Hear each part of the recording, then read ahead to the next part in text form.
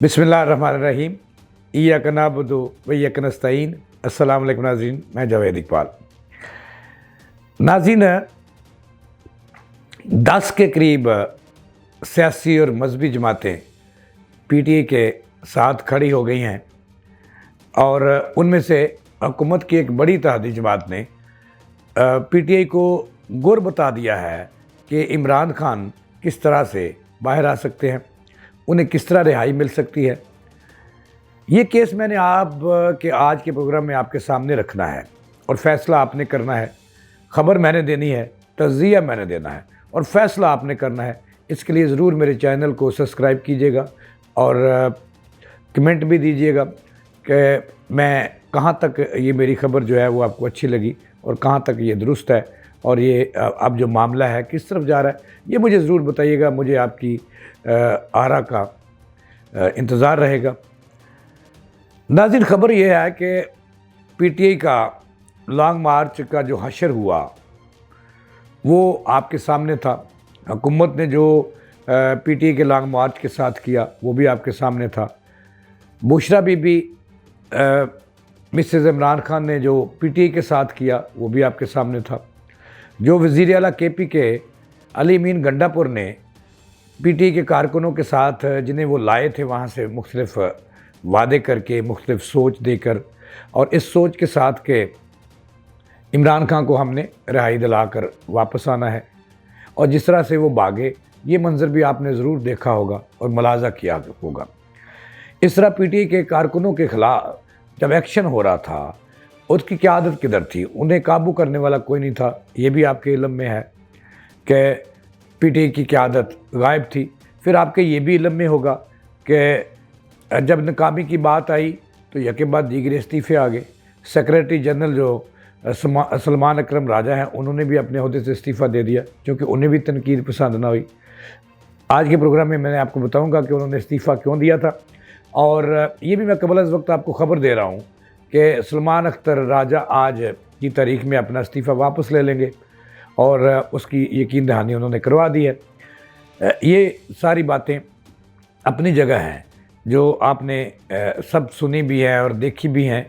नई बात यह है कि जो सलमान अकरम राजा हैं, जो पीटीआई के नौजवान उन्हें कह रहे थे कि ये लीडर हैं और ये अब कमांड करेंगे पार्टी की और सही सिमत में लेके चलेंगे, वो भी आपने देखा कि वो रिज़ाइन किया उन्होंने। और आज मैं ख़बर कबल अज़ वक्त आपको दे रहा हूँ कि सलमान अकरम राजा जो है उनको रज़ामंद हो गए हैं। वो सेक्रेटरी जनरल के ओहदे पर फाइज थे, वो आज अपना इस्तीफ़ा वापस उन्होंने बल्कि ले लिया है। जब आप मेरा प्रोग्राम देखेंगे और देख रहे होंगे तो मैं आपको ख़बर दिया है कि सलमान अकरम राजा पीटीआई में वापस आ गए हैं और उन्होंने सेक्रेटरी जनरल का ओहदा दोबारा संभाल पर काम शुरू कर दिया है।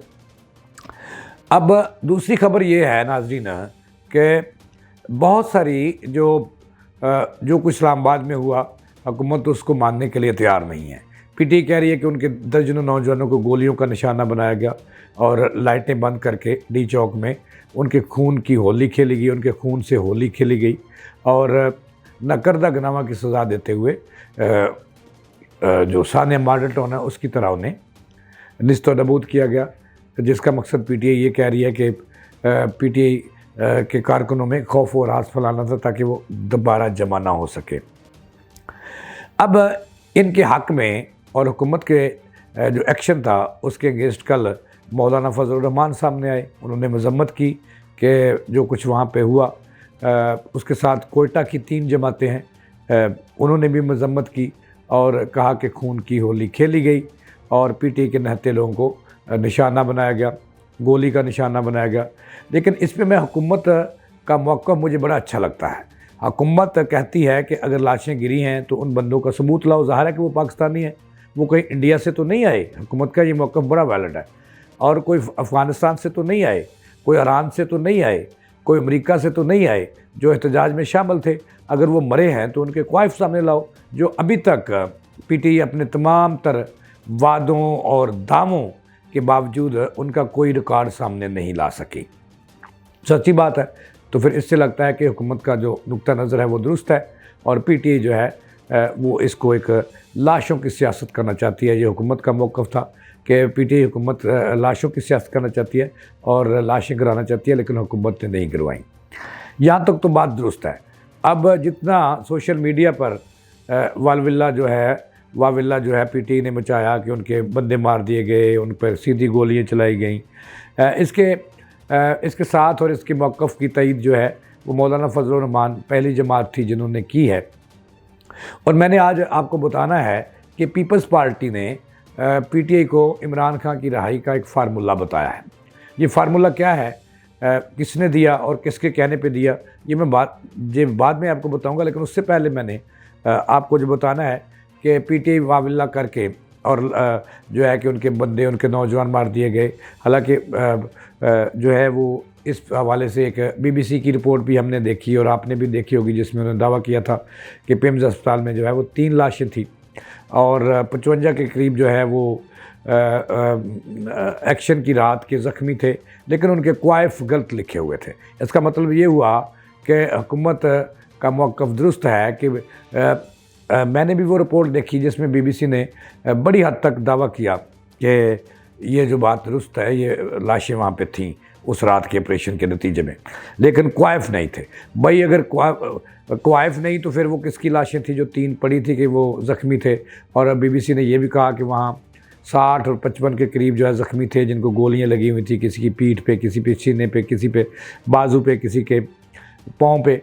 तो भाई वो लोग कहाँ हैं, उनको पीटीआई अभी तक सामने क्यों नहीं ला सकी? ये भी एक सवाल है पीटीआई वालों पर, जो वो अभी तक इसका जवाब नहीं दे सके। अब मैंने जैसे आपको 2 चीज़ें बतानी है।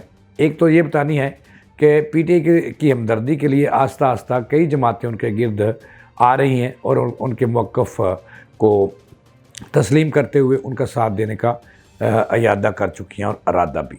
एक तो फजल रहमान साहब पहले ही उनके साथ हैं। फजल रहमान साहब ऐसे लीडर हैं जो किसी भी वक्त पायंतरा बदल सकते हैं और इधर से उधर और उधर से उधर जाना उनके लिए कोई बड़ी बात नहीं है। एक तो ये हो गया। दूसरा, जो बलूचिस्तान की अवामी नेशनल पार्टी है और इस तरह की और जो जमातें सुन्नी इत्तेहाद, पहले ही उनका इत्तेहादी था, अगरचे अहमद रज़ा इस्तीफ़ा दे चुके हैं, लेकिन वो भी इनके गिर्द जमा हो गई है।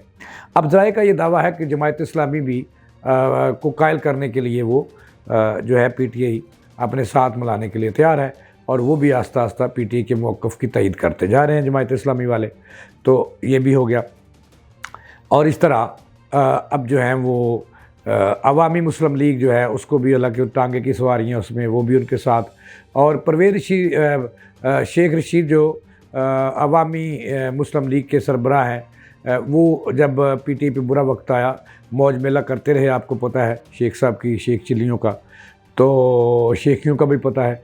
और फिर जब बुरा वक्त आया तो वो दूर हो गए, किसी खौफ से हुए, जिस तरह से हुए। पहले उन्होंने इमरान खान साथ जीने मरने की कस्में खाते थे, वो भी जो है वो उनका हिस्सा बने। और अब जो पहले अलग हुए, अब उसके साथ आस्ता आस्ता उस तरफ आ रहे हैं।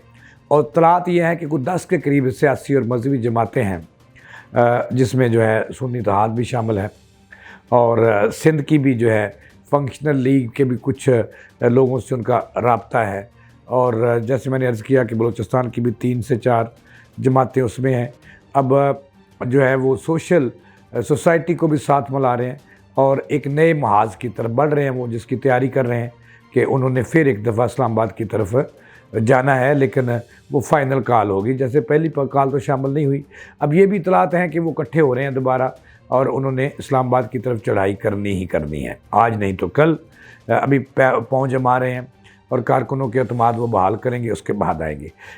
ये तो कल देखा जाएगा। लेकिन जो ख़बर देनी है, ख़बर ये है कि पीपल्स पार्टी जो है वो अभी तक हुकूमत के साथ खड़ी है और ज़ाहिर है कि जब तक हुकूमत की सांस में सांस है वो साथ खड़ी रहेगी।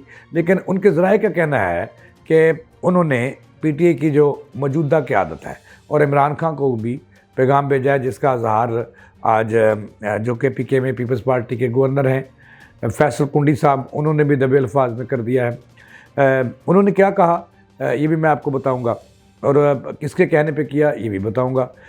ख़बर ये है कि पीपल्स पार्टी भी आहिस्ता आहिस्ता नून लीग और पीपल्स पार्टी के दरमियान जो है जो पावर शेयरिंग का फार्मूला था उस पर अभी अमल नहीं हुआ और उससे भी वो नाला है और आस्ता आस्ता वो पख मार रही है पीटीआई का, और पीटीआई के साथ जो दबे अल्फाज में वो कह रहे हैं कि ज़्यादती हो रही है, उनके साथ जुल्म हो रहा है। अब खबर ये है नाज़रीन कि फैसल कुंडी जो केपीके के गवर्नर हैं, उन्होंने आज पीपल्स पार्टी की आला क़यादत पर आस्ता आस्ता वो कहना शुरू कर दिया। आज उन्होंने कहा कि जिस तरह से अली अमीन गंडापुर, बुशरा बीबी और उनकी दीगर क़यादत जो है वो जिस तरह से इमरान खान को रिहाई दिलाना चाहती है, वो किसी तौर पर मुमकिन नहीं है। उनका कहा कि इस्लामाबाद पर चढ़ाई करके और बंदे मार कर और मरवा कर और गिरह जलो करके ये इमरान खान को जो है वो रिहाई नहीं दिला सकेंगे। तो उन्होंने कहा कि इसके लिए जो है सर्द मोरी का दिखाना होगा और पॉजिटिव सोच दिखाना होगी, और गिरह जलो करके वो किसी सूरत इमरान खान को रिहा नहीं करा सकते। इसके लिए जो है तरीका नंबर 2 जो है और बैकडोर डिप्लोमेसी वो अपनाना होगी, और उन लोगों को जिनके जज्बात उन्होंने मजरू किए और जिनको बदनाम करने की कोशिश की 9 मई को, वो जो है वो जाकर जो है उस पे जो जिन लोगों के जज्बात मजरू हुए उन्हें माफ़ी मांगना होगी, और फिर नरम दिल से और एक जमहूरी सोच के साथ गिरह जलो की दहशत गर्दाना और शरपसंदियाना सोच की अमल पीटीआई जो है उन्होंने का दावा है कि वो इमरान खान को बाहर नहीं ला सकती किसी सूरत भी। तो ये 2 टोक उन्होंने बता दिया। नाज़रीन, ये थी अब तक की मेरे पास ताज़ा तरीन जो मैंने आपको दी है, और ये भी बताया है कि फार्मूला पीपल्स पार्टी की तरफ से आया है कि किस तरह से इमरान खान बाहर आ सकते हैं। इसके साथ ही जावेद इकबाल को दें इजाज़त चलाने के बाद।